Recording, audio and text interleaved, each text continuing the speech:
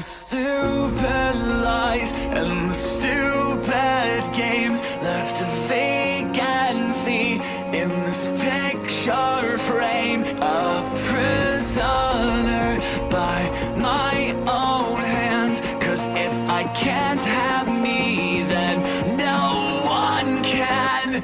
I need to heal what I inflict, but I'll burn that bridge when I get to it. As I play roulette with a broken gun, I confess these sins with a sharp and spiteful tongue. So how do I apologize and put the tears back in your eyes when every canvas that I burnt is a masterpiece made of my mistakes. Outlined in guilt, my portrait stares in a gallery where the walls lie bare as I modernize my antique ways. True colors can't escape the brush of fate. So how do I apologize and put the tears back in your eyes on every canvas that I burnt is a masterpiece made of my mistakes. Illustrate all my pain and set it all ablaze.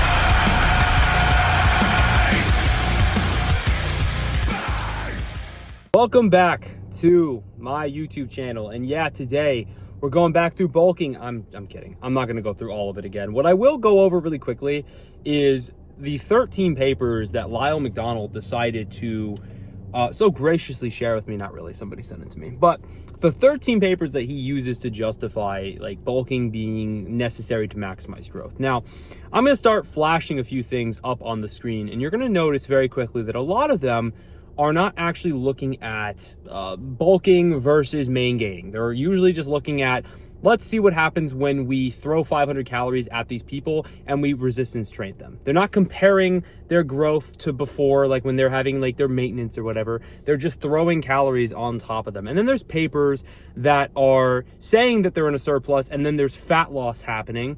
So like you're like literally seeing like decreases in fat mass and fat mass percentage. Then there's papers that actually look at Maingaining. Like there's papers where we see body fat percentage actually decreasing, fat mass ever so slightly increasing.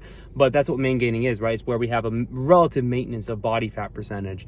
And then there's papers that he just uses that either, I don't even know if this one exists. Nagasawa, could not find it for the life of me. Ella found one that talks about consumption, but it's related to cyclists. So I have no idea if he just like ChatGPT'd some of these like studies and looked for them that way. No fucking clue. Or he just like searched for the word consumption and didn't even really look. Point is, that one doesn't exist. And there's other papers where it's just surplus versus surplus. It's like small versus large. Some of the surpluses are pretty much the same. The only difference is they like split up the meals to be like 3 or 6 times a week. And then he cites Helms, which again, he says is a surplus study, stupidly, because it's like 200 calories above what they were having before. And then like we see the skin calipers showing that they actually decreased their fat mass a bit, and then the growth was pretty much the same. So overall, none of the evidence this old grumpy man who went on a tangent calling Ella some just chick on the internet.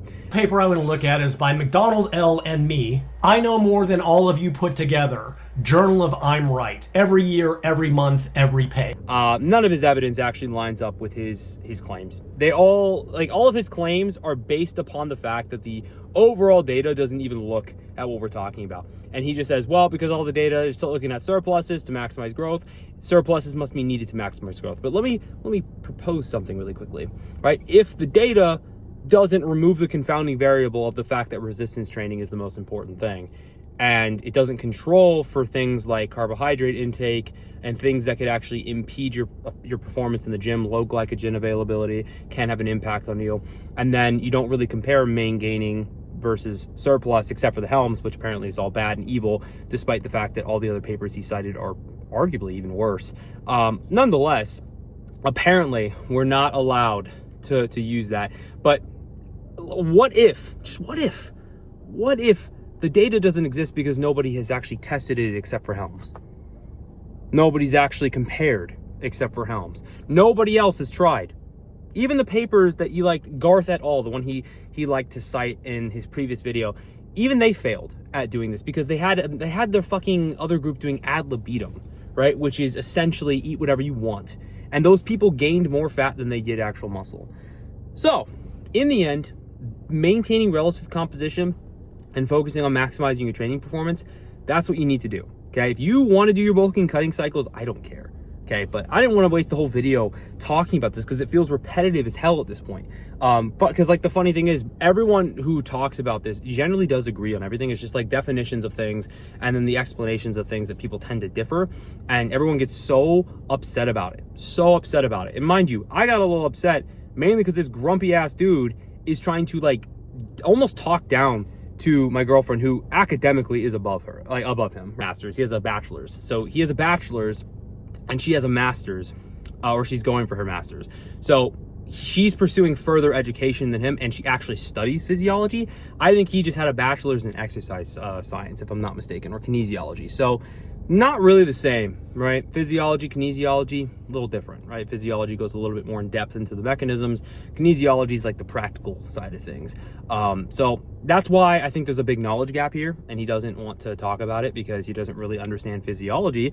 Hence why in his video, he didn't really touch on the physiology. He touched on the data, and the data, as I said, does not actually look at what we're talking about as of right now, or at least the controlled trials don't, because we do have mechanistic data that we can look at, but some people don't like that, so I'm not going to go into it. But either way, I wanted to talk to you guys a little bit about a little bit of a conversation about variables that can impact your performance in the gym, because I think this is a really relevant topic considering we're talking about bulking and maintaining in deficits. Because truth be told, a lot of what is going to inhibit your training performance is glycogen availability, because we have basically a decrease in the amount of ATP being resynthesized, which hence usually is coming from low glycogen availability, because glycolysis with our type 2 muscle fibers is a preferred energy system aside from like the creatine phosphate system, which creatine phosphate system kind of runs out pretty fast with resistance training. It usually is only going to last for like 10 to 15 seconds. So when our glycogen availability is low, our ability to actually synthesize ATP is downregulated a bit. So that is a big issue for our ability to perform in the gym, right? So if we can manage to replenish our glycogen in time, right, which comes with just having a generally high carbohydrate diet for our next session, because as we know, muscle glycogen, our type 2 muscle fibers usually run through a lot of glycogen after our sessions. If we can get that level back up to a more normal, fulfilled level, then we can kind of bypass the issues of what a deficit usually imposes. Now, you can't do this with every kind of a deficit. Like if you're in an aggressive deficit, I'm sorry, you're going to be depleted no matter what you do, right? Unless you want to sacrifice your fat intake so significantly that it actually affects how you feel. And then that can also indirectly impact your performance in the gym. And then protein intake, you are increasing the amount of protein breakdown in a deficit, so you're more likely to atrophy, which is why you got to keep your protein intake a little bit higher. I would say for protein intake in a deficit, you probably want to aim a little bit above 0.8. I aim for 1 gram, maybe a little bit more sometimes, and that's just for safety, right? I want to make sure that I'm not losing protein or proteins, contractile proteins, to like energy loss and just, you know, my body needing to pull energy from something. So point is, right, we can influence our ability to basically we can influence our fatigue, right, by playing around with our carbohydrates. And when I say influence, I mean basically negate fatigue being an issue. And we can also do this with our training, like during our training, I should say, with intracarbs, right? Because if we can also stop ourselves from having a lack of blood glucose, which usually is another issue where you're talking about your brain needing energy to kind of pull from and send out, like, you know, neural inputs or neural outputs. That's also an issue, right? If it doesn't have glucose to do that, because you're generally not really, with a diet, you're going to have lower blood glucose levels just because you're not eating as much food. So if we're able to keep our blood glucose levels sustained, and we're having a relatively higher carb diet, and we're doing all these things that we need to, consuming carbs post-workout and making sure that we get enough carbs there as well, along with our pre-workout carbs, then we're going to be able to actually have honestly, I would say a noticeable impact on our performance in the gym. At least I've noticed it. And I train upper lower 6 times a week. So I train very frequently. I train pretty intensely, and I still see progression pretty consistently with doing this. But beforehand, I wasn't. I was seeing like a lot of issues trying to recover because I wasn't being as smart with my glucose timing, with like my intra carbs and my pre-workout carbs and some of the carbs I'll have right before I go into the gym. So I've actually managed to really combat the issues of fatigue, and now my training is still performing really, really well, and I'm seeing progress continuously. So, moral of the story, a lot of the issues of not being able to maximize growth or not being able to grow in a deficit comes down to fatigue. And if we can limit that fatigue as much as possible, then we can still see good amount of fat gain or fat loss, and then good amount of muscle gain. Now, how much of a deficit could you be in theoretically to maximize growth? It's hard to say.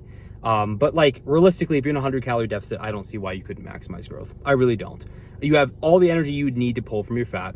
As long as your carbohydrate intake is relatively high, you're fine. Your protein intake, again, as long as it's relatively close to 0.8 to 1 gram, you're fine. As long as your fat intake is relatively close to what you would need to regulate your hormones, generally speaking, you're fine, right? So all these things at play, right? All these things at play can be controlled by us. Our sleep, our nutrition, our training volume, our training intensity, our training frequency, and all these factors can be controlled and manipulated in a way in our favor.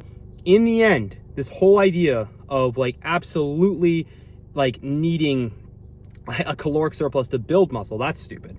But the idea that we cannot see great performance in a deficit, usually that idea is being spouted by old guys who genuinely did not know what the hell they were doing in the gym. And they didn't see the progress they wanted, and they make claims. Because none of the data is reflective of what people say when you can't build muscle in a deficit. And there's a lot of papers that actually demonstrate people losing fat and gaining substantial muscle. So there's tons of papers that show this. And even trained lifters can do this. Yes, the rate of growth is actually slower because you're a trained lifter. But nonetheless, you're still able to build muscle in a deficit. Maximizing it, a little bit more theoretical. Not going to say you absolutely can, but there's a good theory that you could. Managing your fatigue is going to be a really big key in maximizing growth or getting the best gains you possibly can while in a deficit. However, do not stay in a deficit forever, okay? You have to have body fat on you to survive, okay? Do not be stupid. The whole idea of Maingaining is to maintain your relative body fat percentage. So even when you, once you get to a spot where you're lean, even if you do want to get a little bit leaner and you don't need to, I definitely wouldn't recommend it. Just try to manage to be at a certain body fat percentage or range as best as you can, and focus on your gym performance and keeping your carbs high and everything that we just talked about. So that is all I wanted to talk about. There's a lot of information just thrown at you, so much information, but I wanted to talk to you guys. This is a fun content for me to film. I didn't get to film a video because my little garage project that I'm going to be working on, we just need to get a little bit of a permission to use specific tools in my garage for my landlord. But nonetheless, it was fun talking to you guys. And if you want to be a little bit more in the loop on these kind of conversations, and you want to get a little bit more of a sneak peek to these conversations before these videos actually go live, in my training group, I will be covering daily posts and daily conversations that usually will translate directly to a YouTube video. So if you want to be in on the loop on that, just go to the link in my bio, sign up for the training group. It's only $50 a month. Basically, almost like one-on-one coaching, except, in the group setting. Along with all kinds of resources that you're able to actually, access, things on sleep, things on training, guides on nutrition, anything that you would pretty much think of, along with a whole entire resource library of all the data that I am accumulating, which I will have to add 13 new papers because of Lyle McDonald. Either way, that is going to be the end of this video. Thank you for watching. Make sure you subscribe. We're on the road to 10K. I'm looking very forward to that. And yeah, have a good rest of your day, guys. Take care.